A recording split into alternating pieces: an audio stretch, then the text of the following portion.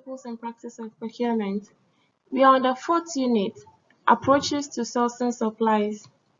This unit exposes us to an understanding of the approaches to be followed in sourcing supplies. Just as each has their style or approach to getting stuff, in procurement there are laid down approaches and procedures for sourcing supplies.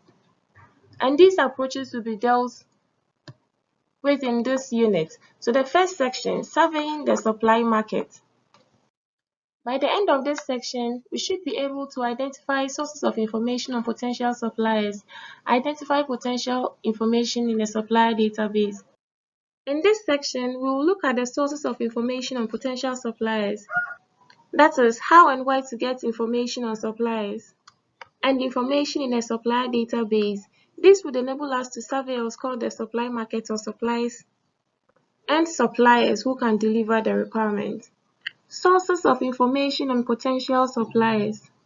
One place a buying organization can obtain information about the supplies or suppliers of the requirement is the buyer's own database of existing and past suppliers, including records of their offerings, performance evaluations, and so on. So the buying organization will keep a database where they record both existing and past suppliers, as well as the records of their performance. Did they perform to our satisfaction? Did they not perform to our satisfaction, and so on? All this information is available in the buying organization's database. So as a buying organization that needs information about a particular market, we just have to go to our database and all the information we need will be available there. The second source is the marketing communications of potential suppliers. This will have to do with how the supplier or the contractor communicates an information or even sends a message to its desired market or the market in general. So for instance, you can look at your suppliers advertising. Definitely you're going to get some information from the advertisements they make, right? You can also look at their direct mail, their brokers and catalogs, their visits from sales representatives, their websites, and so on. The third source we have here is the internet search for websites. These days, we realize everything is available on the internet. You just need to get your machines and then key in whatever information you want, and then you have a list of results available to you within some few seconds. So whatever information you want about a supplier, whatever supplier you are looking out for, you just key in that information in your search pattern and then you have the results. We have the online market exchanges, auction sites, and then supplier or buyer forums. You go to these online sites and realize suppliers of particular requirements are posting what they have.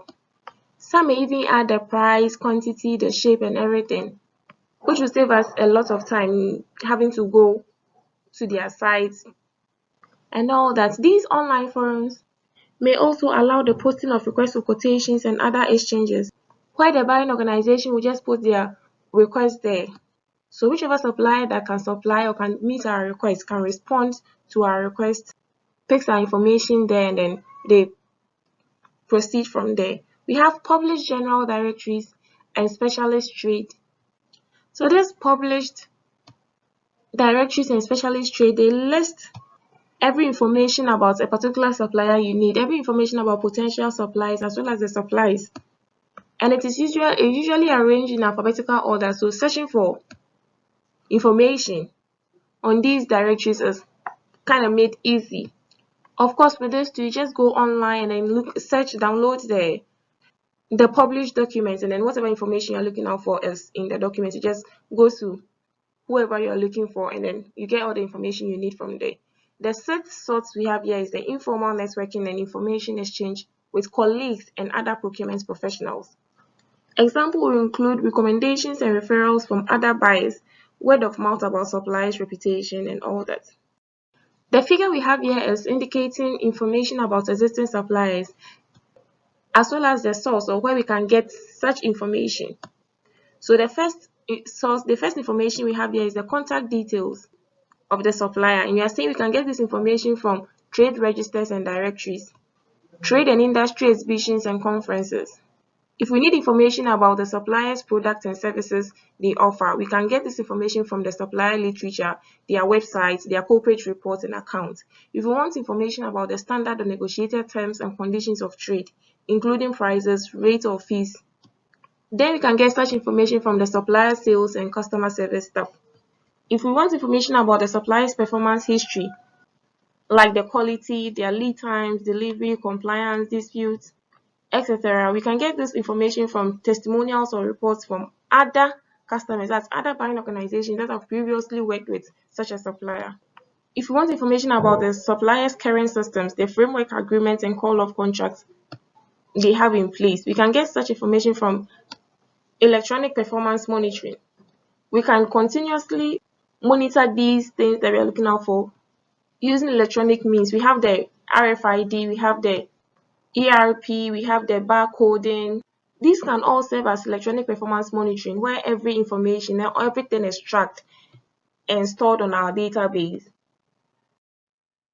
By way of summary, we have looked at some sources of information on potential suppliers, that is how and where we get information about suppliers. We have also discussed the information and supplier database, as well as where we can get the information from. Thank you.